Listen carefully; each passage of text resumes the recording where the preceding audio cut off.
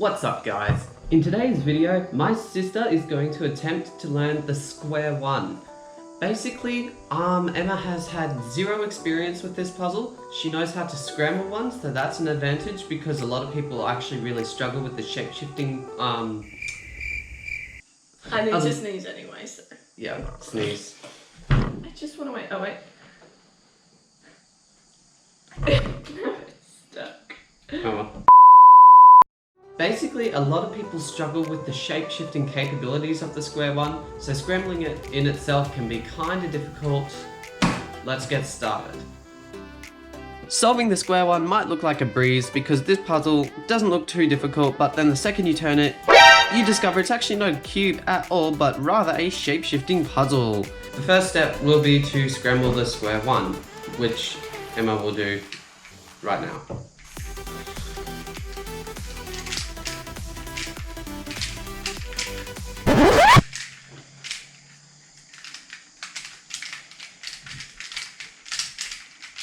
Two hours later. Alright, the puzzles are scrambled. Emma, are you ready? Yeah. Are you sure? No.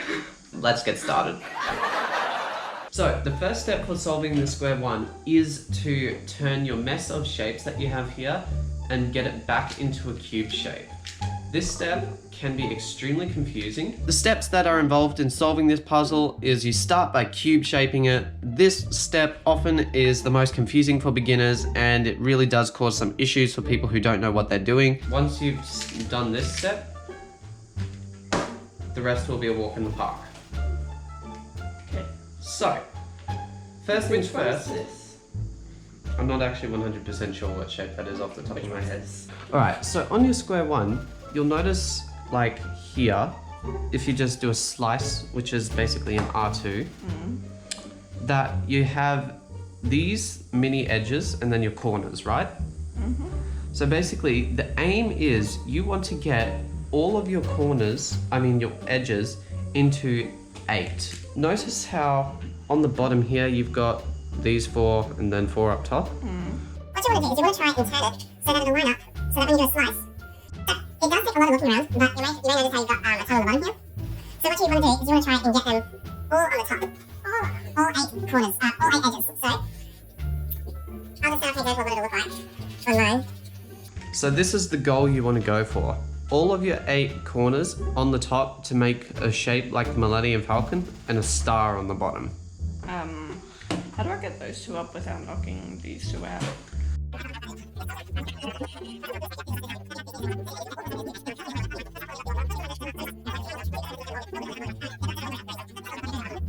So now we can slice these 2 up into the top to make a group of 6 and then the other 2 are down the bottom.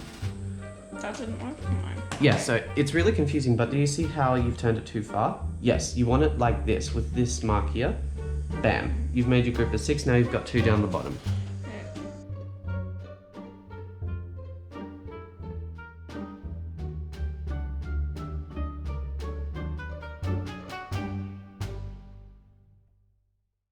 One eternity later. The next step is to do something called corner orientation, which is where you line up all your corners to get white on top and yellow on the bottom, or black, or whichever color you have. Do you see how you've got your corners and they're not all together? You mean all my white ones? So you want all your white with your yellow, all your white, you want all your white with your white and your yellow with your yellow, right? Yeah. So here's what we're going to be doing. Now on, whenever we turn the Sqaure-1, unless it's a special algorithm you're following, you want to always have a 30-degree turn done at all times, so it's cube-shaped. Cube-shaped. Yes, like so. The reason why we want to keep a 30-degree turn done at all times on our Sqaure-1 after we finish the cube shaping and corner orientation steps is because we do not want to take our Sqaure-1 out of the cube shape. By doing a 30-degree turn, no matter how much you slice the puzzle, the Sqaure-1 will always remain inside a cube shape form. So basically, you can get a few different cases. One of them is where you have 3 of them together, like this. So the way we're going to be solving this is first we're going to do a 30-degree turn. Now we want to put this corner here with this one, right?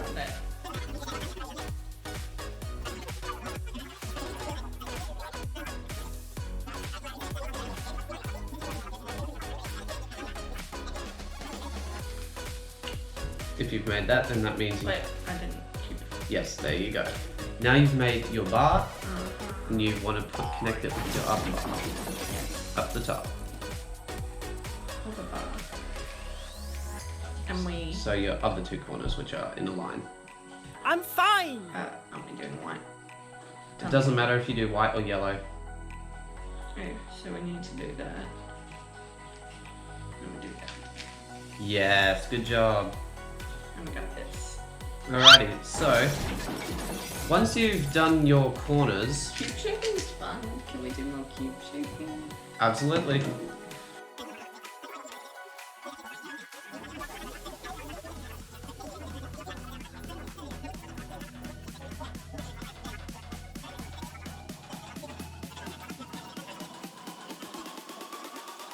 Firework. We're going to have to learn some algorithms to solve the next step, which is putting these corners, like these edges, into Oh, there. that looks so easy. So what we're going to do is we're going to take a break, let Emma get some food, and let me figure out a way to teach her that step without too many algorithms, but teaching her some algorithms. Right. See you at the next cut. 2 days later. It is 2 days later. Oops. Let's get into the next step of solving the square one. After you have your corner orientation, you have your edge orientation. There are a few different algorithms and a few different cases for this, but I've taught Emma just one algorithm and one nifty little trick, and she'll be able to solve the entire thing.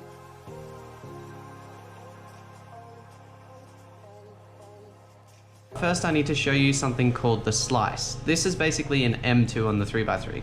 The slice goes like this. You do a 30-degree turn, slice up, and then you do a 30-degree turn back, and then down the bottom you do a 30-degree turn, and then slice down. And what you'll notice that does is that swaps two edges like this.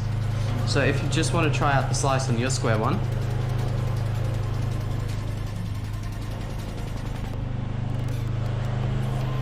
you'll notice you've got just one corner, one edge on both sides that needs to be solved.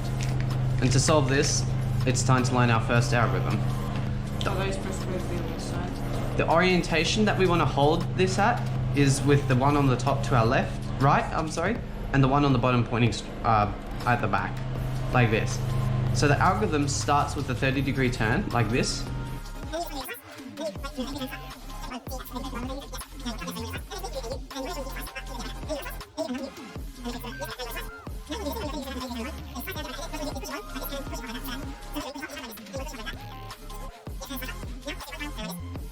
Has solved your case. It's a little bit tricky to memorize, but here's how I like to remember it, okay? So what we're doing is on the square one, you can do a 30-degree turn, or you can do if it's already done a 30-degree turn, you can do like a half turn like this. If you're just like this is a whole, like a U. Or if you're like this, then doing this is also like a U. So how I like to remember this algorithm is I start with an R2, U, R2, U, and then I do like this in middle thing, so it's like one way, one the other way, back, and then I remember push the bottom in and don't quite do the whole U. You want to just do this, and then do like a U prime. And that makes it very easy to remember.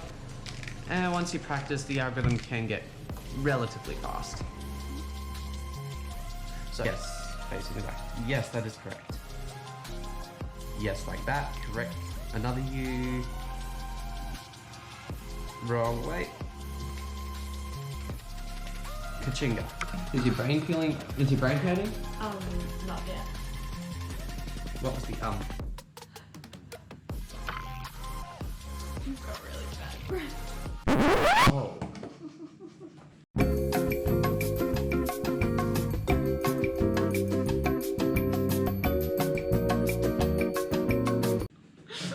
Sorry. After your edge orientation, you have corner permutation. Once again, there are multiple different algorithms in different cases that you can get, but I have broken it down and given Emma just two algorithms that she needs to learn. Oh, well, M2, I'll call it M2.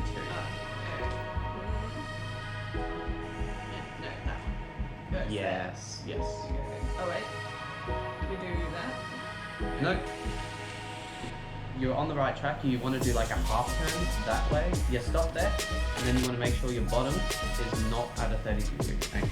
Here's how you want to hold your cases. You want to hold the two with the headlights at the back. You don't have the same case. You've got headlights all the way around on the bottom. 90-degree turn, so like the U prime. Then you want to do a slice. Yes, you want to turn them like this so that they're both uneven.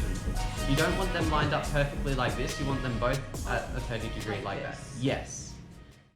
Alright, so what I'm going to do now is I'm going to help Emma finish off solving the square one, and then what we're going to be doing is Emma will probably want to just play around with the square one so she can get familiar with things, come to me when she needs help, but right now we're going to try and finish the square one.